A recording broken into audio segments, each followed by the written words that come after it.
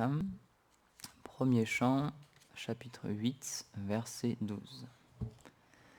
Om Namo Bhagavate Vasudevaya.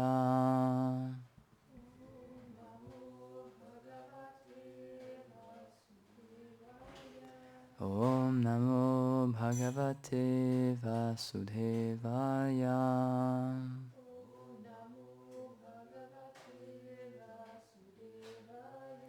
Om Namo Bhagavate Vasudevaya.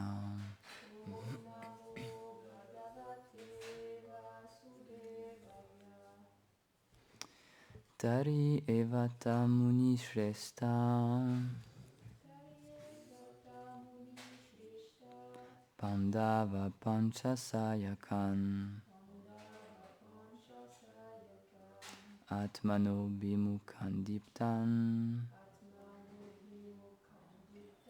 Alakshastrani Upadadu.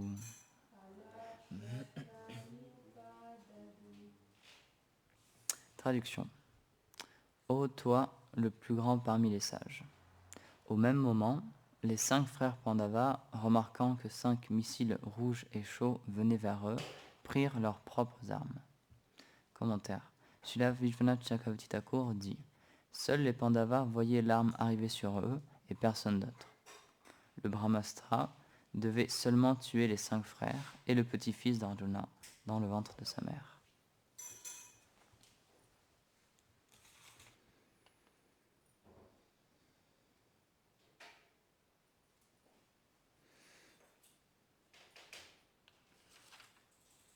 On va lire le verset 13, aussi le commentaire.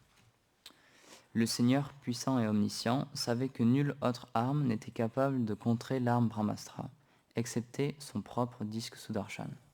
Donc c'est l'arme personnelle du Seigneur. Alors, observant les conditions périlleuses des Pandavas qui lui étaient dévoués de tout leur cœur et de toute leur âme, il les protégea avec sa propre arme.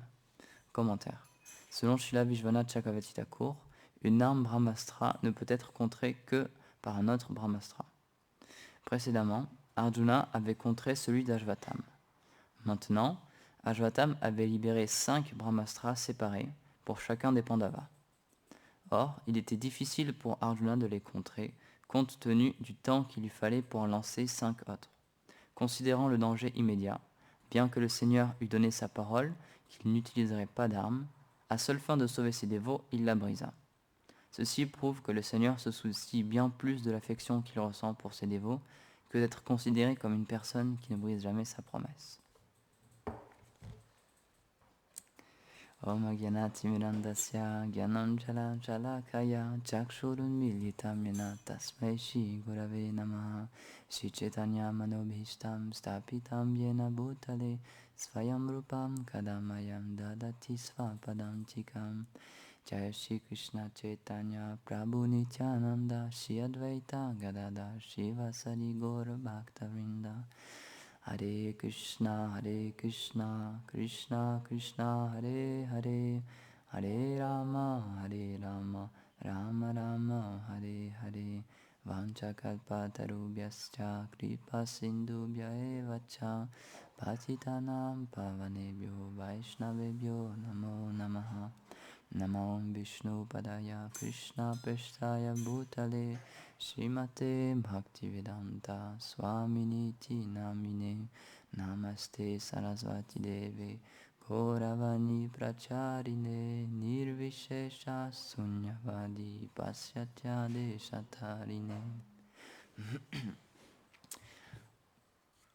Donc comme on peut le voir dans ce petit épisode, dans ce petit passage du Bhagavatam, on relate le moment après la guerre de Kurukshetra où Arjuna il est sur le point de mourir et ses 5 frères aussi.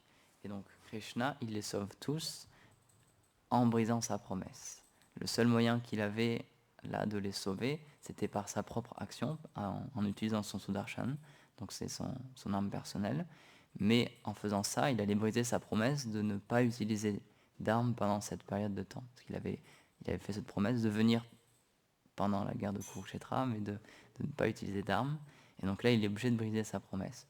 Mais comme c'est expliqué dans le commentaire, Ceci prouve que le Seigneur se soucie bien plus de l'affection qu'il ressent pour ses dévots que d'être considéré comme une personne qui ne brise jamais sa promesse. Par affection pour ses dévots, par affection pour Arjuna et pour ses frères, il était prêt à briser sa promesse, même si après il allait être critiqué comme étant une personne qui n'était pas fiable en fait, qui n'était pas digne de parole.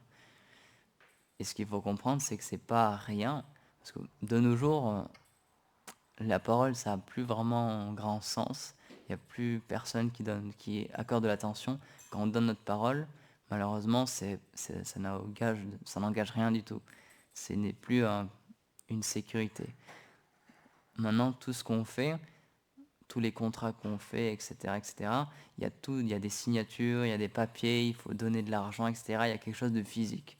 Parce que sans ça, juste en donnant notre parole, l'âge de Kali a commencé à avancer, donc les gens ont de plus en plus de mauvaise qualité, de tendance à tricher, etc., à exploiter les autres. Donc malheureusement, la parole, on sait très bien que, comme on dit, c'est du vent, ça ne vaut plus rien. Alors que au moment où se passe cette histoire, cet épisode, il faut bien comprendre que la parole, c'était extrêmement important. Quand un kshatriya, quand un guerrier donnait sa parole, c'était vraiment, vraiment un gage de qualité. C'était très, très, très important. C'est pour ça aussi, il y a certains événements, il y a certaines histoires qui sont racontées dans le Mahabharata, dans le Bhagavatam, etc. Il faut bien les replacer dans le contexte de l'époque pour comprendre à quel point ils sont importants et à quel point ils sont puissants. Ils sont marquants, ces exemples. Par exemple, on a lu un petit peu justement quand Ashvatam, quand il est tué, entre guillemets, sans être tué.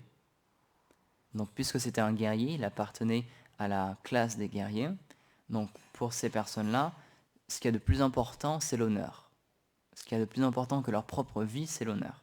Donc encore dans certains pays, il y avait cette idée-là. Par exemple, au Japon, l'honneur, c'est quelque chose qui est très respecté. Et donc, pour certains guerriers, ils préféraient se donner la mort que d'être pris ou que d'être déshonorés, en fait. Donc, il y a une tradition, en fait, donc ça s'appelle harakiri, et donc c'est se donner la mort soi-même, en fait, avant que d'autres personnes nous la donnent, avant que d'autres personnes nous viennent, ou alors qu'on soit déshonoré, etc. Et ça arrive encore, il y a certaines personnes qui font cette chose-là. Pendant la Seconde Guerre mondiale, on a pu voir ça aussi.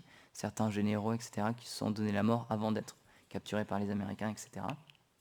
Donc il y a quand même, on parle souvent des samouraïs, donc dans l'imaginaire collectif, les samouraïs, ils ont vraiment ce code de l'honneur qui est important pour eux. Donc on peut, même en tant qu'occidentaux, on peut quand même un peu comprendre cette idée-là, mais du coup à l'époque, c'était extrêmement important. Donc pour ces guerriers-là, ils considéraient leur honneur plus haut que leur propre vie. Par exemple, à un moment donné, Janavadevi nous a partagé dans le Mahabharata qu'à un moment donné, quand, quand Duryodhana, qui voulait faire périr les Pandavas, qui avait une grande rancune contre eux, quand il a été sauvé par eux, quand il a été défait par des êtres célestes et que ce sont les Pandavas eux-mêmes qui sont venus l'aider, il se sentait tellement mal de cette position, il se sentait tellement mal d'avoir été sauvé par ses pires ennemis qu'il voulait se donner la mort. Il voulait plus vivre. Il n'avait plus aucun goût et pour lui c'était pire que la mort vraiment. Donc il voulait vraiment en terminer avec sa vie parce qu'il avait vécu une période tellement humiliante qu'il ne pouvait plus vivre en fait. Et donc de la même manière, Ashvatam, comme ça a été expliqué dans les commentaires un petit peu avant, Krishna il a demandé que Ashvatam soit tué sans être tué, parce que pour satisfaire tout le monde, pour satisfaire Draupadi, etc., c'était une situation particulière, et Arjuna devait donner la mort, sans que physiquement la personne quitte son corps, sans qu'il rende l'âme, comme on dit. Du coup, ce qu'ils ont fait, c'est qu'ils l'ont déshonoré. Parce que pour un kshatriya, pour un guerrier, c'est ce qu'il y a de pire en fait. C'est supérieur même à la mort. Donc, ils l'ont déshonoré de telle manière que pour lui, c'était vraiment comme s'il lui avait ôté sa vie en fait. Donc, il faut bien comprendre que la parole, à cette époque-là, c'était vraiment très important. Quand un kshatriya donnait sa parole, c'était vraiment très important. Et donc là, Krishna, il brise sa parole pour pouvoir sauver ses dévots, pour pouvoir sauver les personnes qui sont pleinement abandonnées à lui. Et donc c'est vraiment, quand c'est expliqué dans le commentaire, que le Seigneur se soucie bien plus de l'affection qu'il ressent pour ses dévots que d'être considéré comme une personne qui ne brise jamais sa promesse, c'est vraiment un geste d'amour très très très très puissant que Krishna fait à ce moment-là. Et d'ailleurs, dans la Bhagavad Gita, puisque cette chose-là allait se passer, puisque Krishna allait briser sa promesse, et puisque Donc comme c'était expliqué, par principe, il est prêt à être complètement mal vu par tout le monde, à être totalement déshonoré, mais juste par amour en fait, pour sauver les personnes qui l'aiment, pour sauver les personnes qui lui sont chères. Il est prêt vraiment à tout faire, à vraiment absolument tout faire, à tel point qu'il est même prêt à briser sa parole. Et du coup, dans un des versets de la Bhagavad Gita, il demande, donc c'est lui qui parle à Arjuna, mais il demande à Arjuna de dire « mon dévot ne périra jamais ».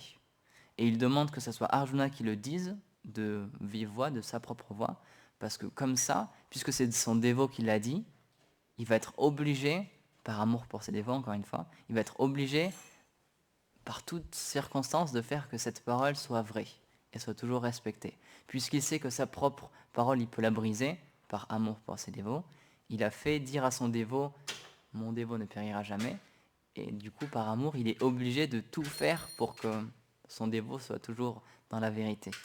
Lui, il est prêt à être déshonoré, il est prêt à perdre sa parole, mais il fera tout pour que son dévot ne soit jamais déshonoré et pour que sa parole soit toujours vraie, pour que sa parole se réalise toujours.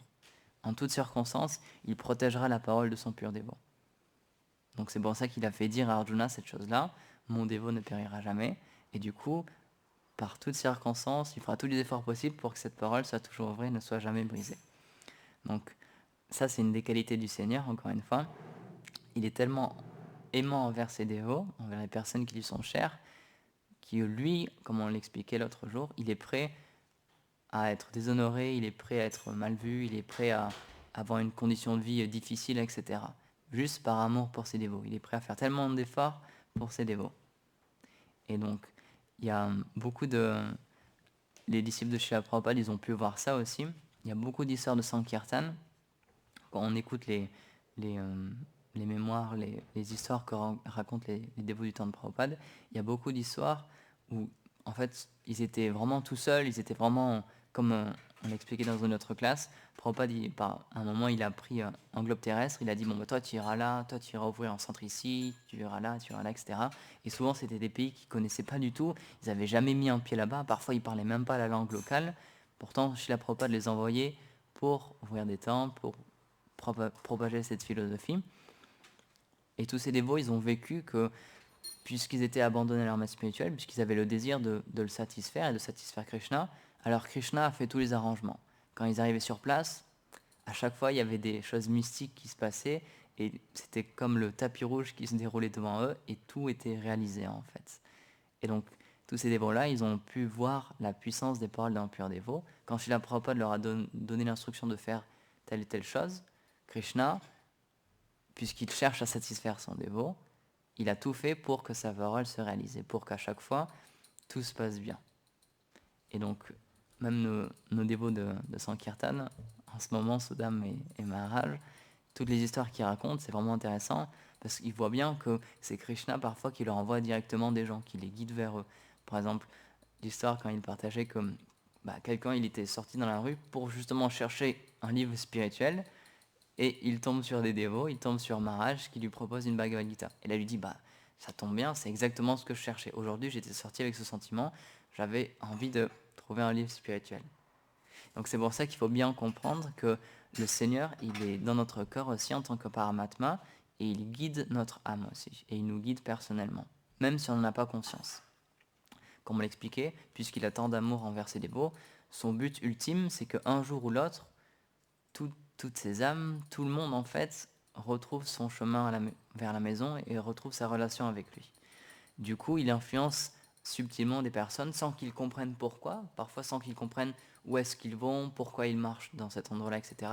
Mais il les influence pour qu'ils puissent, d'une manière ou d'une autre, se connecter avec le service de dévotion.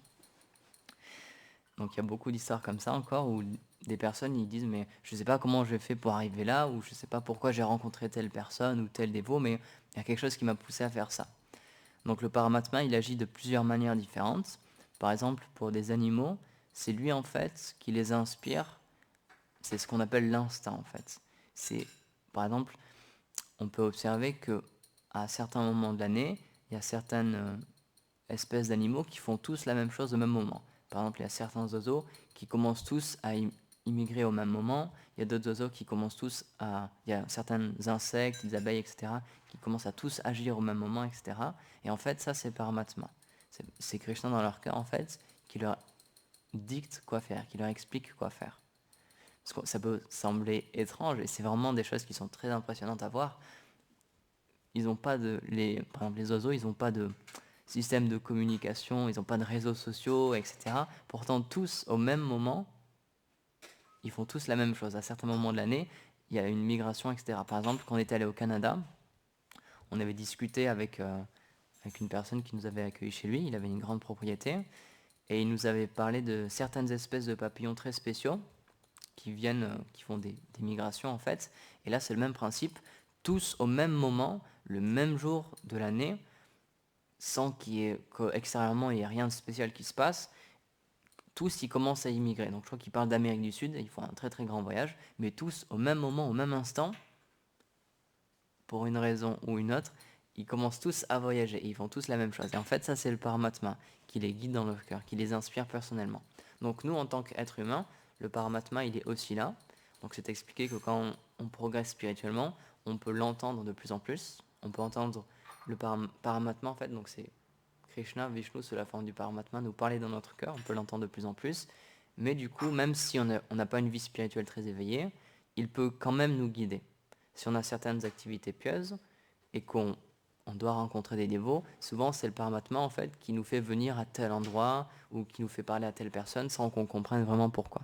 Donc il y a beaucoup de dévots qui ont eu cette expérience-là, où ils expliquent, je ne sais pas pourquoi j'ai fait cette chose-là, je ne sais pas pourquoi j'ai toqué à cette porte-là, ou pourquoi j'ai accueilli cette personne, ou pourquoi j'ai acheté ce livre, mais j'ai senti que je devais le faire, que j'avais besoin de le faire.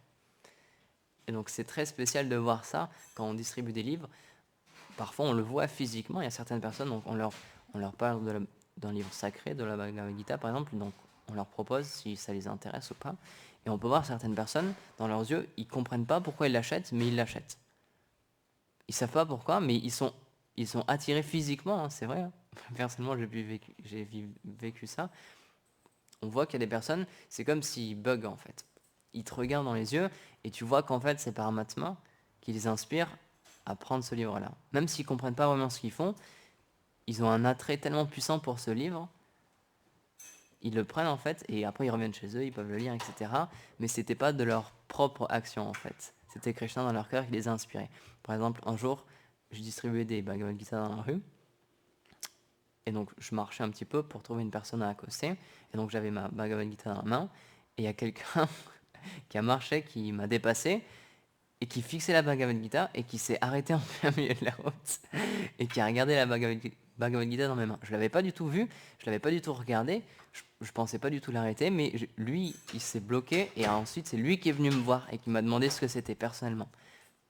J'avais rien demandé, hein, je n'essayais pas du tout de lui parler à lui, mais pourtant, il y a quelque chose, il savait pas pourquoi, il n'avait jamais vu ce livre-là, il savait pas ce que c'était, pourtant il m'a demandé ce que c'était, il a été intéressé. Donc le Paramatma, ça peut être vraiment très très très puissant, il peut vraiment nous, nous guider en fait. Et donc nous en tant que dévots, même si le but de notre pratique dévotionnelle, c'est que ce soit Krishna personnellement qui vienne dans notre cœur et pas Paramatma, c'est que Paramatma soit remplacé par Krishna en fait, dans sa forme personnelle et dans une forme qui nous est personnelle à nous en fait. Donc c'est ce qu'on appelle notre Ishtadev, dans la forme que éternellement on adore en fait, avec laquelle on est relié éternellement. Notre but c'est ça en tant que Vaishnav, mais quand même déjà on peut se connecter avec le Paramatma. C'est déjà une première étape avant de pouvoir accueillir Krishna dans notre cœur personnellement, avant de pouvoir accueillir le couple divin, avant de pouvoir, les Vaishnavas ils expliquent, c'est comme si dans notre cœur, petit à petit, avec notre sadhana quotidienne tous les jours, on nettoie l'espace de notre cœur et on fait comme un jardin et on y construit un trône en fait pour qu'un jour Radha et Krishna puissent s'asseoir. Donc une des prières que certains Vaishnavas font, c'est ça, c'est une très belle prière en sanskrit, c'est d'inviter le Seigneur à venir s'asseoir sur le trône de notre cœur. Donc ça, c'est le but, on va dire. Mais avant ça, déjà, il y a déjà Paramatma qui est présent dans notre cœur, qui est déjà là, il nous accompagne tout le temps, à chaque instant, tous les jours, 24 heures sur 24, il est avec nous. Donc déjà, on peut se connecter avec lui. Et rien que ça peut grandement nous aider dans notre vie spirituelle. C'est expliqué qu'il y a plusieurs gourous, et un des gourous, c'est le Chaitya Guru. Donc c'est le gourou qui est situé dans le cœur, donc c'est Paramatma. Donc Krishna dans notre cœur, si on est assez avancé spirituellement, il peut nous donner des instructions, il peut nous expliquer quoi faire quand on ne sait pas quoi faire. On peut avoir une connexion avec lui. Donc on peut déjà se connecter avec cette chose-là, même si ce ne sera pas Krishna dans sa forme personnelle, dans sa forme, la forme qui nous est personnelle à nous, même si c'est un but plus haut à atteindre, on peut déjà se connecter avec le Paramatma et ressentir que le Paramatma est là. Même, il y a certaines étapes de yoga, en fait, c'est juste ça. C'est juste avoir la conscience qu'on est une âme spirituelle et qu'il y a le Paramatma en nous et que toutes les personnes, toutes les choses vivantes autour de nous, il y a aussi le Paramatma dans leur cœur et les respecter pour ça. Rien que ça, déjà, même en tant que Gaudiya Vaishnava, ça devrait être une base déjà, de comprendre que Paramatma est présent dans toutes les âmes, en fait, dans le cœur de toute chose vivante, et que pour ça, la vie est sacrée. C'est pour ça qu'en tant que Vaishnava, en tant que spiritualiste, on ne veut pas causer de problèmes, on ne veut pas causer de souffrance aux autres êtres vivants, parce qu'on comprend qu'il y a Paramatma dans leur cœur, qu'il y a le Seigneur suprême qui est présent dans leur cœur aussi. Donc on les respecte pour ça. C'est comme Krishna il explique, c'est un verset que Gurudev cite souvent. Krishna explique que si quelqu'un m'offre une adoration personnelle, mais qui ne me respecte pas dans le cœur et dans le corps de chaque autre entité vivante, alors j'accepte pas son adoration. Donc c'est vraiment important de comprendre que oui, il y a la vie partout, et que la vie est sacrée, et qu'on n'a pas le droit de ôter la vie comme on veut, ou de faire du mal à d'autres entités vivantes. On n'a pas le droit de faire ça, et en plus il y a le Seigneur dans leur cœur, donc on doit les respecter pour ça. Et donc c'est expliqué que les Vaishnavas de très très très haut niveau, donc c'est ce qu'on appelle les Uttama Bhakta, les Bhaktas du plus haut niveau, quand ils sont dans un certain état d'esprit où justement ils sont pleinement dans cette conscience-là, où Dieu est dans leur cœur, mais Dieu est dans le cœur de toute autre chose aussi, c'est expliqué que de la même manière qu'une personne qui a une conscience spirituelle très basse, il ne comprendra pas forcément qu'il y a l'âme spirituelle partout, donc il ne va pas, pour lui, il ne fera pas de discrimination en fait. Alors c'est expliqué qu'au plus haut niveau, il y a un manque de discrimination aussi, mais qui est inversé, dans le sens où un Uttama Bhakta, il ne fait pas de différence en fait entre toutes les entités vivantes, et donc pour lui, tout le monde, toutes les choses vivantes sont situées sur une meilleure plateforme que lui. Pour lui, en fait, dès qu'il voit une entité vivante, que ce soit une fourmi, que ce soit un être humain, etc., pour lui, ce sont tous des grands Vaishnavas et qui font un meilleur service que lui. Et donc, il y a une telle humilité dans ce stade-là de Uttama Bhakta qu'en fait, une personne, elle rend son hommage à absolument toutes les choses, en fait. À toutes les entités vivantes, cette personne, elle rend son hommage et elle se sent complètement inqualifiée, complètement déchue, et elle se sent vraiment inférieure à toutes ces entités vivantes. Donc c'est pour ça, les Vaishnavas ils expliquent, même quand il y a des très grandes âmes qui viennent dans ce monde, elles sont obligées de se situer au niveau Madhyamadikari, donc un niveau inférieur, parce que si elles étaient situées dans leur conscience de Uttama, elles ne pourraient pas prêcher en fait. Parce qu'ils verraient toutes les personnes comme supérieures à eux, et ils ne pourraient absolument pas du tout prêcher en fait. Ils seraient juste dans une humilité constante, et ils attendraient de recevoir des instructions de tout le monde, de recevoir de... Ils attendraient... ils ne pourraient pas donner en fait des instructions eux-mêmes, ils ne pourraient pas prêcher. Parce qu'il y a une tellement grande humilité, il y a un sentiment d'être tellement déchu qu'il n'y a pas d'interaction avec le monde en fait. Donc c'est pour ça que ces grands dévots, ils sont obligés, pour prêcher, de redescendre à un niveau madhyam pour pouvoir avoir une discrimination de quelle personne est à quel stade spirituel, à quel point il est avancé, etc., pour lui donner des instructions qui sont précises pour lui et qui sont comment on dit, pertinentes pour lui en fait. Parce qu'à un niveau supérieur, elle verra n'importe qui comme un grand dévot qui sera plus avancé que lui, et donc il ne pourra rien faire pour lui en fait, parce qu'il sera juste dans une totale humilité. Donc c'est pour ça que ces grands dévots, ils doivent avoir une discrimination quand même de qui est un dévot, qui n'est pas un dévot, qui commence son chemin spirituel, à quel niveau il est, etc., pour pouvoir réciproquer avec lui, échanger avec lui, etc. Et donc ça, c'est une connexion aussi avec le Paramatma. Donc voir le Seigneur dans toute chose, ça peut nous amener aussi à ce niveau-là, d'avoir une très très grande humilité envers toute chose. Donc c'est un des buts aussi à avoir. C'est pour ça qu'on parle souvent de ce sujet-là, de comprendre que Dieu est partout, dans toute entité vivante. C'est pour développer une petite partie au moins de cette humilité, de comprendre que tout le monde doit être respecté. Et même plus que ça, en tant que spiritualiste, une des particularités de notre spiritualité, c'est qu'elle explique que le Seigneur, puisqu'il est aimant, il prend soin de tout le monde. Donc même des personnes qui ne sont pas comme nous dans la même philosophie, des personnes qui ne sont pas même forcément des spiritualistes, on a la compréhension, Krishna nous a expliqué, Dieu nous a expliqué qu'il prend soin de eux de toute façon, d'une manière ou d'une autre, que ce soit d'une manière personnelle ou impersonnelle, directe ou indirecte, il veille quand même sur eux, rien qu'en étant dans leur cœur tout le temps en tant que Paramatma, mais aussi, il s'est expliqué qu'il prend la forme de leur adoration.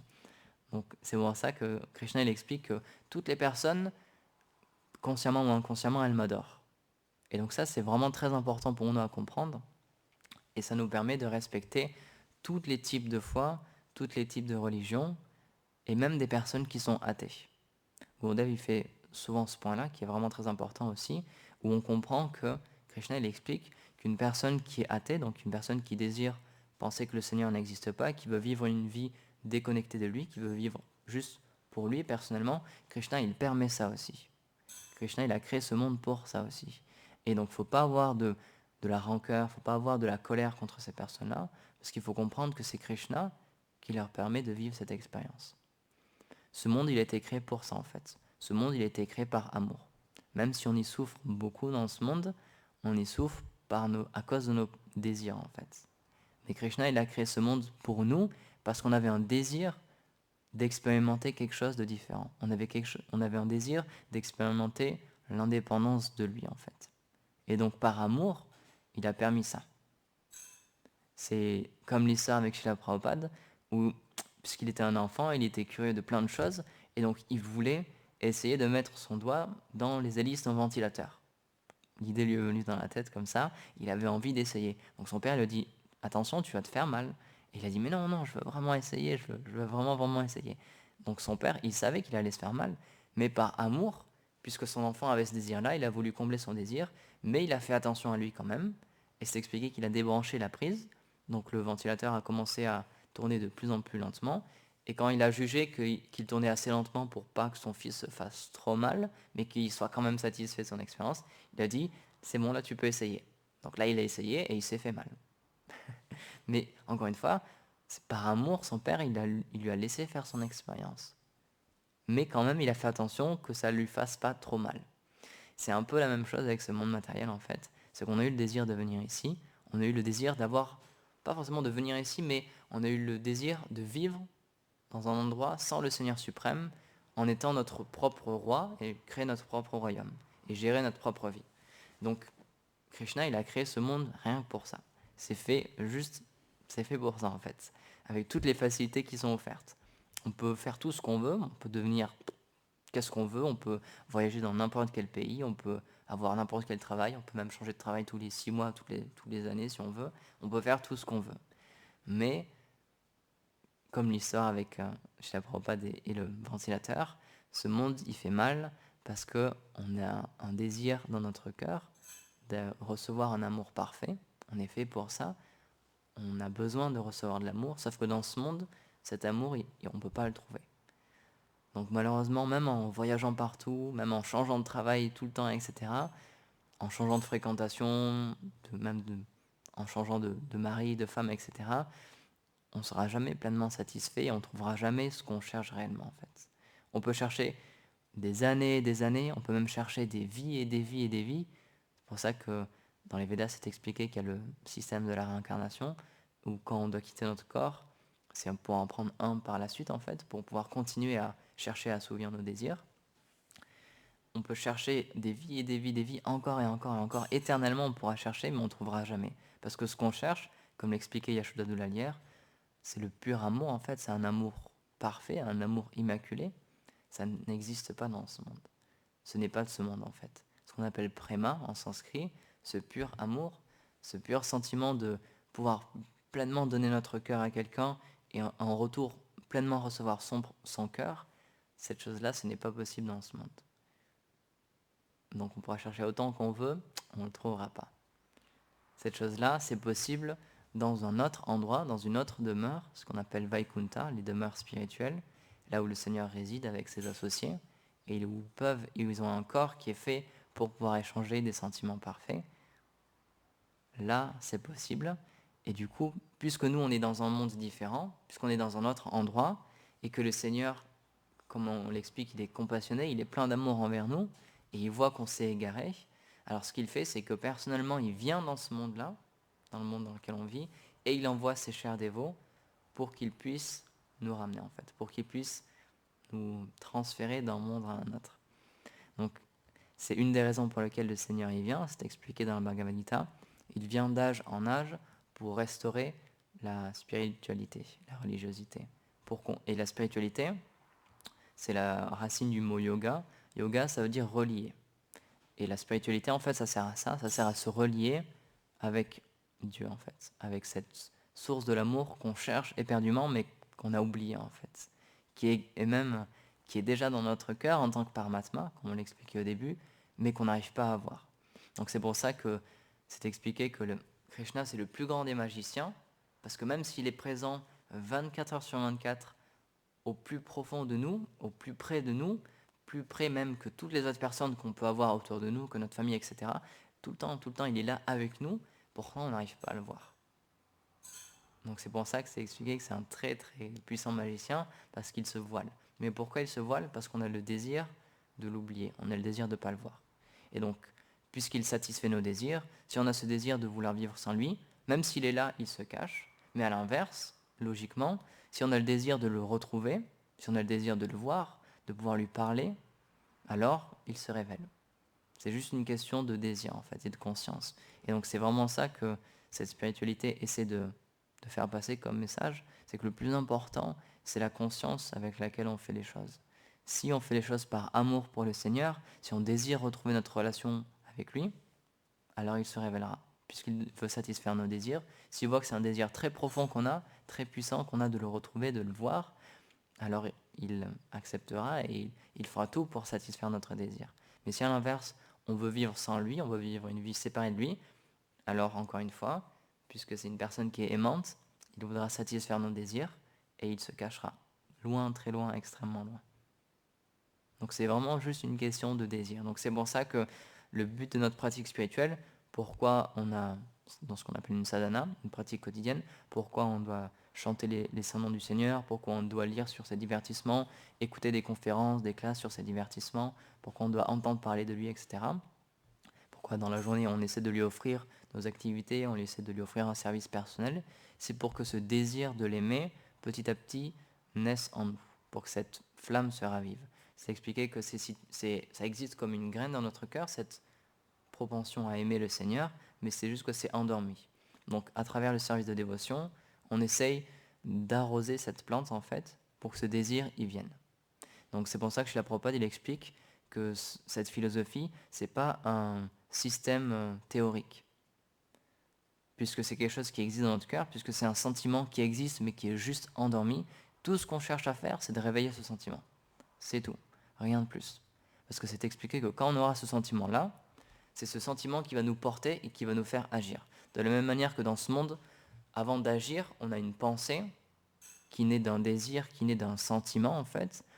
Par exemple, si, quelque chose de tout bête, si quelqu'un est amoureux d'une personne, il va tout faire pour essayer de la satisfaire, mais ce sera par son amour en fait. C'est son amour qui va le porter à faire beaucoup d'efforts, à travailler, à réfléchir à qu'est-ce qui pourrait lui plaire, à lui faire des cadeaux, etc. C'est son désir en fait qui dicte toutes ses actions. Une autre manière de voir les choses aussi, si quelqu'un a une passion dans la vie, tout l'argent qu'il va dépenser, tout le temps au maximum qu'il va dépenser, ça va être pour cette passion, mais c'est parce qu'il a ce désir à satisfaire. C'est juste une question de désir. Et à l'inverse, par exemple, quand on propose des fois déjà à quelqu'un de sortir, bah tiens, est-ce que tu veux sortir avec moi? Est-ce que tu veux regarder un film ou est-ce que tu veux aller, je sais pas, est-ce que tu veux voyager? Est-ce que tu veux aller faire une sortie ce week-end? Et ben, parfois on répond, ah non, j'ai pas envie. C'est juste un désir en fait. C'est juste que bah là, on n'a pas envie, on n'a pas ce désir-là. On a un désir de faire autre chose, mais le désir pour ce que nous propose notre ami, bah ça nous intéresse pas forcément. Mais c'est juste une question de désir. C'est juste une question de est-ce que j'ai envie ou pas. Donc nous, ce qu'on essaie de faire, c'est de faire naître ce désir d'avoir envie de voir le Seigneur. C'est juste ça en fait. C'est pour ça qu'on fait toutes nos pratiques, comme je l'ai expliqué, pour ça qu'on chante, etc. C'est pour que petit à petit ce désir y naisse, et une fois que ce désir sera là, on aura juste à le suivre en fait. De lui-même, ce désir, il va nous pousser à agir, même si on ne s'en rendra pas compte, dans le sens où ce ne sera pas un effort de notre part, ce sera naturel. Puisque ce désir, il va prendre notre cœur petit à petit, c'est ce désir qui va nous faire agir, c'est ce désir qui va nous faire penser à lui, qui va nous faire agir pour lui, faire des efforts, etc., lui offrir notre temps de plus en plus, etc. Ça va juste être ce désir. Donc c'est pour ça que c'est le plus puissant des moteurs, parce que c'est pas quelque chose de forcé. À l'inverse, c'est pour ça que dans ce monde, on explique qu'on ne peut pas forcer l'amour. C'est pas possible. On ne peut pas forcer quelqu'un à nous aimer.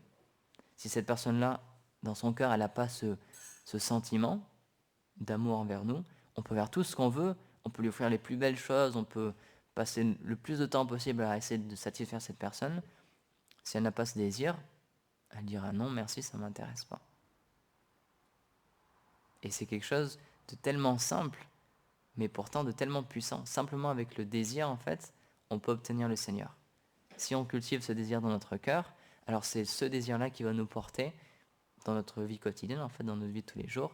Et c'est ce désir-là qui va nous pousser, même sans qu'on comprenne comment, même sans qu'on fasse d'efforts, à vouloir agir pour lui, à vouloir penser à lui et à vouloir le satisfaire, en fait. Et à l'inverse, puisque le Seigneur il a expliqué dans la Bhagavad Gita qu'il est réciproque, si on a ce désir de le satisfaire, au fur et à mesure que ce désir va naître en nous, dans le cœur du Seigneur, ce désir de nous satisfaire, nous, va naître de plus en plus aussi. Et donc il va être de plus en plus attiré vers nous. Plus on va cultiver ce désir dans notre cœur, plus lui sera attiré et il ne pourra pas se cacher plus longtemps en fait. Il va être obligé de se révéler. Puisqu'il est dans notre cœur, encore une fois, il voit ce qui se passe dans notre cœur. Et donc, quand il voit que cet amour augmente, son propre amour pour nous augmente de plus en plus. Et ça le force à se révéler à nous et ça le force à venir dans notre vie. Et à l'inverse, encore une fois, si on désire vivre séparé de lui, il va respecter ce désir-là, puisque une des règles de l'amour, c'est qu'on ne force pas l'amour. Il ne va pas nous forcer, il ne va pas s'interposer dans notre vie sans qu'on le veuille. Il va respecter, il va garder ses distances. Il va dire d'accord, si tu veux vivre sans moi, très bien, j'accepte ton désir et je satisfais ton désir et je me cache. Mais pour un dévot, si le dévot a ce sentiment qu'il est dans son cœur, où il veut voir son Seigneur, où il veut vraiment partager avec lui, alors Krishna, il ne pourra pas se cacher, c'est impossible. Il sera capturé en fait. C'est pour ça que c'est un mot que Gurudev utilise beaucoup aussi, c'est grasta. C'est le Seigneur, il explique qu'il a été avalé par ses dévots. Et le Seigneur ne s'appartient plus lui-même, Dieu ne s'appartient plus lui-même, il a été capturé par les personnes qui ont de l'amour pour lui en fait. Donc si on essaie de développer cet amour pour lui, petit à petit, alors de plus en plus il va être endetté envers nous, de plus en plus il va être capturé par nous, et ensuite il va être obligé de venir dans notre vie en fait, il n'aura pas le choix. Et donc c'est pour ça que la manière la plus simple et la plus rapide de pouvoir obtenir cette chose-là dans notre cœur, ce sentiment, c'est d'être sous la protection et sous la guidance de personnes qui ont déjà pleinement éveillé ce sentiment d'amour pour le Seigneur dans leur cœur. Et puisque le Seigneur, du coup, il vit 100% pour eux, puisque eux vivent 100% pour le Seigneur, puisqu'ils ont un amour pur pour le Seigneur a un amour pur pour eux, alors tout ce que ces personnes-là, tout ce que ces personnes saintes désirent et apprécient, le Seigneur, il est obligé de les apprécier aussi. Et donc c'est là notre porte de sortie en fait, c'est que si on devient cher à un dévot du Seigneur, à un pur dévot du Seigneur, alors le Seigneur sera obligé de venir dans notre vie aussi. Par amour pour son dévot, si le Seigneur a expliqué tout ce que mon dévot affectionne, je l'affectionne aussi. C'est automatique. Encore une fois, s'il y a quelqu'un par exemple, si vous êtes amoureux d'une personne et que cette personne-là, elle a une chose qui lui est très très chère et vous voyez à quel point c'est cher à ses yeux, alors automatiquement, vous allez développer de l'affection aussi pour cette chose-là. Donc de la même manière, si on devient cher à un pur dévot, on va devenir cher au Seigneur. Et c'est ça en fait le moyen le plus simple et le plus rapide pour obtenir cette perfection spirituelle. C'est de tout simplement en fait obtenir l'affection des dévots du Seigneur. Donc c'est pour ça que c'est extrêmement simple, mais qu'en même temps, il faut être sincère. Les Vaishnavas expliquent que de la même manière que le Seigneur est situé dans notre cœur et qu'il peut voir exactement ce qui se passe dans notre cœur, puisqu'il est là, les Vaishnavas aussi, ils peuvent voir ça. Les purs dévots, ils ont cette vision-là. Il ne faut pas penser que ce sont des êtres ordinaires. Ils peuvent voir exactement ce qu'il y a dans notre cœur. Il y a beaucoup de disciples de chez la Prabhupada qui ont pu vivre ça. Ils ont expliqué, j'ai senti que Prabhupada voyait dans mon cœur directement. Et donc, ils peuvent voir notre sentiment. Ils peuvent voir à quel point on est sincère. Et donc, si on est pleinement sincère, ils se donneront à nous. Et le Seigneur, du coup, viendra dans notre vie. Mais si on n'est pas sincère, ils le verront aussi. Et donc, comme le Seigneur, ils vont réciproquer, mais juste avec ce qu'on désire, en fait. Juste au niveau de ce qu'on désire. Même si on a des belles paroles, mais que derrière, on a ce qu'on appelle la duplicité, ils vont voir cette chose-là, puisque, encore une fois, le Seigneur est dans leur cœur, donc il leur permet de voir toutes ces choses-là. Et donc, ils vont accepter ce qu'on a à leur offrir, mais ils feront, mais pas plus. Donc, c'est pour ça que c'est vraiment très important de développer la sincérité aussi. C'est une qualité Vaishnava très très importante dans la vie spirituelle. Et c'est ça qui nous permet d'obtenir le cœur d'un Vaishnava. Les Vaishnavas sont très simples et ils demandent juste de la sincérité. Si quelqu'un s'approche d'eux avec sincérité, alors ils sont prêts à tout leur donner. Mais s'ils voient que quelqu'un essaie de les tricher, si quelqu'un leur ment et duplicite, etc., ils vont le voir aussi. Il ne faut pas croire, ils vont le voir aussi. Et donc, ils resteront à l'écart. Donc c'est pour ça, je termine sur ce point-là, comme l'explique Gurudev, c'est pour ça de tous les jours d'avoir l'introspection et de voir qu'est-ce que j'ai fait dans ma journée de hier, ou le soir, qu'est-ce que j'ai fait dans ma journée, et est-ce que j'étais pleinement sincère dans ce que j'ai fait, dans mon service, dans mon attitude envers les dévots, envers Krishna, envers les déités, etc. Et est-ce que je peux être encore plus sincère, ou est-ce que j'ai encore la duplicité, est-ce que je dois travailler sur cette chose-là. C'est important de garder ces points-là à l'esprit et de tout le temps revoir notre journée, de voir qu'est-ce qu'on peut améliorer, pour que le jour d'après, on puisse développer encore plus facilement ce sentiment-là. Donc c'est un travail de tous les jours. C'est pour ça que c'est ce qu'on appelle sadhana, c'est une pratique spirituelle quotidienne. Tous les jours, on peut s'améliorer de plus en plus. Tous les jours, on peut avoir une meilleure sadhana, on peut mieux chanter les saints noms, on peut être encore plus concentré, on peut avoir une méditation encore plus forte, encore plus puissante. Chaque jour, on peut augmenter. Chaque jour, on doit augmenter en intensité. Comme l'expliquent les dévots, normalement, au bout de 1 an, 2 ans, 3 ans ou 4 ans, on doit avoir un changement dans un dévot. Il doit avoir changé complètement. C'est tout le temps un renouveau, c'est tout le temps nouveau. Puisque le Seigneur est tout le temps nouveau aussi, plus on se connecte à lui, plus on aura cette qualité aussi qui va venir en nous, et ce sera toujours nouveau. Notre vie spirituelle sera toujours comme le premier jour. Je discutais de ça avec Arélie, c'était un point très intéressant. Tous les jours, on peut se dire, je suis un nouveau dévot. Et recommencer et voir tout comme si on était un nouveau dévot. C'est comme si, il y a, je crois que c'est Satchidananda Maharaj, je ne me souviens plus, je n'ai pas envie de dire de bêtises, je suis pas sûr, il y a un Vaishnav qui expliquait qu'une des manières de chanter son japa, alors ça demande beaucoup de concentration, vraiment, c'est de prendre une bille, la première bille, et se dire, je vais chanter le Saint-Nom comme si c'était la première fois que je chantais le Saint-Nom, avec toute l'attention que j'y ai mis la première fois où je chantais le Saint-Nom. Et faire ça pour chaque bille du japa. Donc ça demande beaucoup d'attention, mais c'est vraiment, vraiment puissant. Donc c'est pour ça que chaque jour, on peut revoir complètement nos activités. Chaque jour, on peut redécouvrir complètement nos services. Parce que la vie spirituelle, par définition, elle est infinie. Chaque jour, on peut avoir un nouveau goût. Chaque jour, on peut goûter à de nouvelles choses. De la même manière que Krishna, dans sa demeure, comme on l'expliquait à Vaikuntha, chaque jour, c'est nouveau. Chaque jour, il y a des nouveaux sentiments, il y a des nouvelles choses qui sont vécues. Alors nous, dans notre vie spirituelle aussi, on peut goûter à toutes ces choses-là aussi. Chaque jour, ça peut être complètement nouveau aussi. C'est une question de conscience, encore une fois. Donc c'est pour ça que c'est important, quand on s'assoit, quand on commence notre sadhana, quand on chante nos gayatri, etc., d'éviter de faire ça par automatisme. C'est difficile, parce que c'est la nature humaine, c'est comme ça, on a tendance à faire entrer des automatismes en nous et agir de façon automatique, en fait. Mais tous nos services, l'adoration de la déité, donner des conférences, peu importe notre service, chaque jour on peut se repositionner et se dire, ok, je me remets en conscience et je fais ça pour Krishna. Et c'est comme si c'était la première fois que je le fais. Donc je vais le faire vraiment avec beaucoup d'attention, parce que c'est comme si c'était la première fois que je le faisais. Ça peut être vraiment une renaissance tous les jours aussi.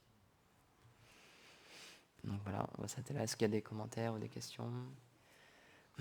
Anantara Srimad Bhagavatam ki jai, Srila Prabhupada ki jai, Gaur Premanandi Hari.